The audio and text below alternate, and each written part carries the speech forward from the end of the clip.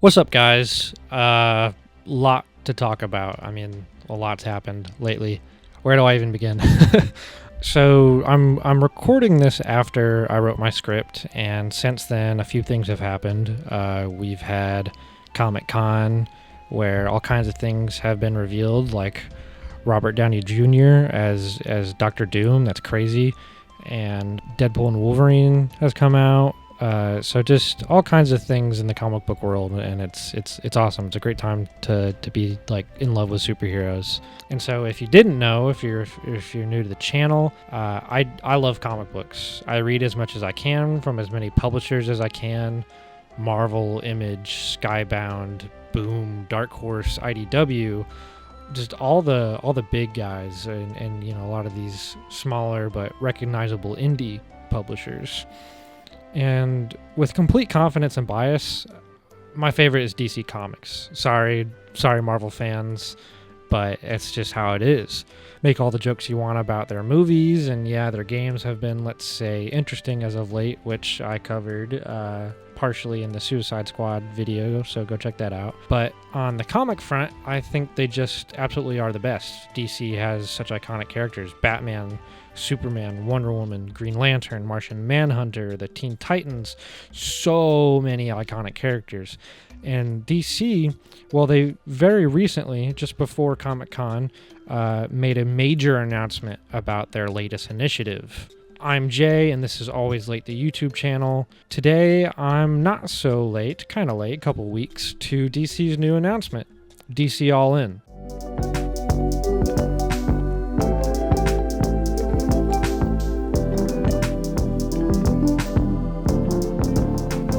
Stepping into the past, you see every once in a while, DC and even Marvel, to an extent, want to shake things up. For background context, and strap in because there's a lot, for DC history, in September 1961, issue 123 of The Flash was released, and this issue, which is like an episode, if you're not familiar, like a single issue of a comic, is 24 pages, and it's a very small section. But this issue was called The Flash of Two Worlds. This featured Barry Allen, which is the Flash of the Silver Age from 1956, who meets Jay Garrick, the Flash of the Golden Age from 1939.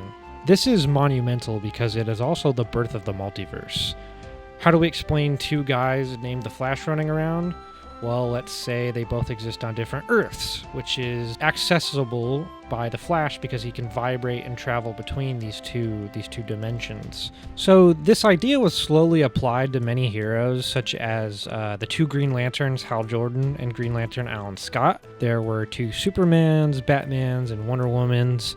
I'm sure you can imagine, but eventually this got very out of hand for DC Comics and confusing for the readers. There were so many different origin stories floating around. More Earths were popping up, one after the other, with inconsistent numbering. There were too many characters, whatever have you.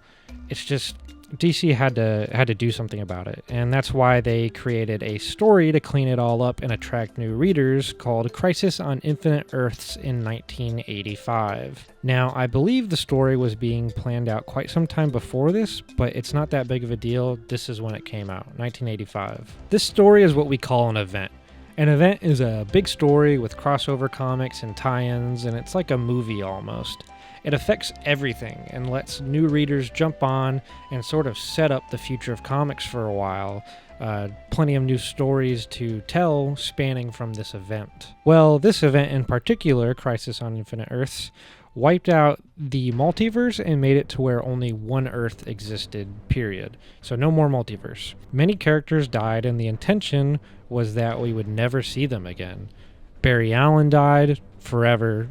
He was never supposed to come back. The surviving characters forget the multiverse ever existed, and then we get a bunch of new origins and stories for new readers and old readers alike. However, the nature of comics is that things are always changing, and almost always they will change back to whatever the status quo is. For instance, if you tell a story about Batman and you kill him and make someone else Batman, eventually Bruce Wayne will come back and be Batman again. This can be because of fan outcry or because of the creative team. Explaining that further, if I read a story as a kid where Bruce Wayne is Batman, and then I grow up and become a writer and I land the Batman title, and all of a sudden I find out Batman isn't Bruce Wayne, then I'm probably going to write a story that brings Bruce Wayne back as Batman. And that's kind of what was going on with Flash. After Barry Allen died, you got Wally West, and eventually they bring Barry back. And that's sort of the loop of comics. They always find themselves in this repeating nature of change and then revert. Jeff Johns played a lot with that, like I said, with Flash bringing Barry Allen back, but he also did it with Green Lantern, and it happens to all sorts of characters all the time. So back on track, in 2005, writer Jeff Johns wrote a story called Infinite Crisis, another event which was like a sequel to Crisis on Infinite Earths. It's an amazing story and marks the beginning of the return of the multiverse. There was also a story called 52 that was involved with this. I insist you go check these two stories out. They are well worth your time and will give you plenty to read, so don't worry. If you Google Crisis events, though, you'll see a story called Identity Crisis. However, it was not an event and does not affect the overall universe of DC Comics. And that's because Crisis events are such a big deal. A lot of the time you'll see DC kind of playing on that and trying to make more money off of it, profit off of it. Marvel does the same thing. I mean, they did Secret Wars, and what they've done in like 2 or 3 more since then that are nowhere near, or at least one of them, I know Secret Wars 2 is nowhere near the same grand scale as the first one, but it's like, you know, it's just milking that cash cow, it's beating a dead horse, whatever you want to call it. The next major event we got was Final Crisis in 2008 from the famed writer Grant Morrison. And this is also played with the multiverse some, sort of expanding and bringing it back more. The multiverse was limited to 52 universes featuring stories like Gotham by Gaslight. So it's not like this ever-expanding multiverse that can always keep growing. Instead, they wanted to kind of keep it as neat as possible. They said, hey, 52 universes to play with. That's it. Keep it at that. Next, we got Flashpoint, which is an event in 2011 that saw Barry Allen run back in time, and that had this butterfly effect and created the hard reboot known as the New 52. You may have heard of it. It was a big thing around 2011. A bunch of superheroes got redesigned. They got new origins. So like every character was essentially starting from issue 1 again, and it's like this is the first time you're seeing them in this universe, in this multiverse more so over. And because the multiverse as a whole started from scratch, basically, where all these universes, they wanted to act as if you've never seen them before. It was a major event to try and attract new readers, and it was also sort of spearheaded by Jeff Johns, with a lot of the art from that era being done by Jim Lee. This is kind of where Jim Lee sort of became the head of DC Studios, or at least so heavily involved in it. Sidebar, an initiative is sort of an idea meant to bring on new creatives and new teams,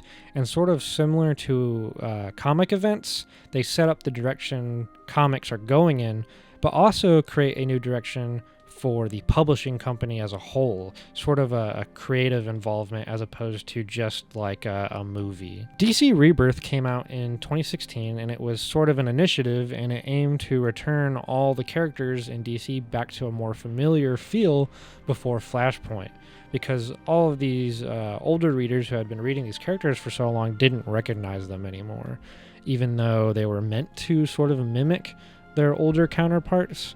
It wasn't doing as good of a job. Superman, for instance, was very naive and brash and reckless, as opposed to being the like sort of all-knowing, hopeful version of himself. Also in 2016, we had a story called Doomsday Clock that explained the New 52 and why it happened. Apparently it wasn't just Flashpoint and Barry Allen's effects, but it was also Dr. Manhattan. I fucking blanked on his name, Jesus Christ. It was also Dr. Manhattan because they were bringing in the Watchmen universe. And this was also written by Jeff Johns. Jeff Johns did a lot of stuff, if you can't tell, in this time. He was kind of the main figurehead for DC and sort of putting it in a new direction. I really like Jeff Johns. You should check out a lot of his work. I know this is all kind of getting confusing or maybe a little convoluted. Maybe I feel like I'm trailing. But just bear with me, I promise, and it'll all make sense. In 2017, Dark Knight's Metal, and in 2022, Death Metal were written and released by Scott Snyder. They are gnarly stories and play with new concepts like the dark multiverse and the reshaping of the positive multiverse, which is the multiverse as we know it and read stories from. But characters all regained their memories and now are aware of all the previous events and reboots and multiple origins because, comics, I guess. I don't know. Either way, it's neat that all these stories that happened before are now canon in a way that makes sense. See, whereas before, every time an event would happen and sort of you'd get this new starting point, it basically eliminated any need to read everything before that. Unless it was something super popular like Killing Joke or Green Lantern Rebirth sort of thing. In 2022, we got Dark Crisis on Infinite Earths, which took the multiverse and made it even bigger. It made it infinite. No longer bound to 52 universes, anything you imagine can happen. All of the multiverse stories from old are now reeled back in with the current, and we also have all this infinite potential to make even more things. And in 2023, we started the initiative Dawn of DC, which was similar to DC Rebirth, but honestly, DC was very vague about it, and many people believe they just wanted to start their titles over from issue 1 again. It's a recurring theme to bring in new readers. Issue 1s always sell more than issue 10, for instance. A soft reboot, basically, but that gave way to the current event, Absolute Power, which is happening right now in DC Comics. You can go pick up the issues at your local store. And it features Amanda Waller from the Suicide Squad and her plan to eliminate the Justice League or something like that. I'll be honest, I only read the first issue so far. And like I said, the story's still happening, so we don't know what the outcome's going to be. Don't be mad at me. But it does get pretty crazy, and I'm liking it so far. It spins out of Chip Zdarsky's Batman run, which is sort of the current Batman story going on.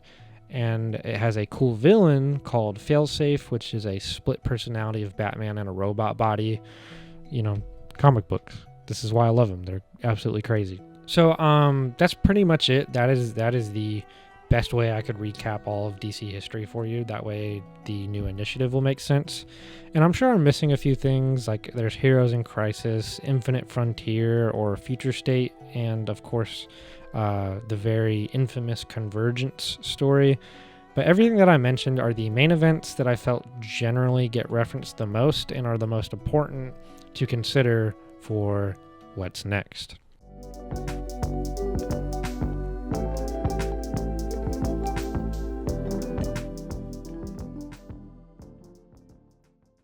DC All In. I briefly recapped all that history so that you have an understanding of the importance of this new initiative from DC, and also enough reason and background so that you understand why some fans may be skeptical of yet another rebranding strategy. DC All In is a new comic initiative that seems to be spearheaded by comic book writers Joshua Williamson and Scott Snyder. If you don't know who they are, here we go. Joshua Williamson is famous for writing a lot of comics, one of my favorites being the DC Rebirth Flash run from 2020. That's the one that introduced Godspeed, which is a very big character, so if you watch the CW show, yeah, this guy basically brought in Godspeed. You can see some of his more recent stuff, such as Superman, Batman and Robin, and Dark Ride for great examples of the work he does. He also has his hands in another book, or a series of books where he doesn't write the main thing, but kind of helps out, so he is doing more than we see. He's become a bit of a background character as well. Oh yeah, I almost forgot, not actually, but he is also one of the creative minds behind the new Energon universe over at Skybound, which is the G.I. Joe and Transformers universe. It's badass.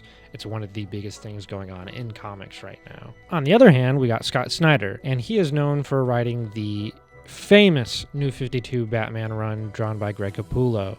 I know when I briefly went through the New 52, I said a lot of people weren't as receptive about it, but this is probably the best. Yeah, it's easily the best thing to come out of New 52, I'd have to say. Everyone loves this run, and it's just got this amazing dark, gritty tone. That's where Court of Owls came from, and that series helped span so much of what the future of DC has become. Scott Snyder also wrote Dark Knight's Metal and Death Metal. He created the Batman Who Laughs, if you've heard of him. He's a very major character. He also wrote Witches and American Vampire. He's also got a lot of web comics that I've seen him doing, like No One, I believe, and Calvary, I think. So, he's doing a lot. Both of these creators are doing a lot. Needless to say, that they're both two of the biggest names in comics, and this announcement has solidified it even more. So what does this announcement mean for the DC universe? Well, it's not 100% clear yet, but once Absolute Power wraps up, apparently something big is going to happen. We're going to get a one-shot called DC All-In Special, and it's going to cover some of what's going to happen.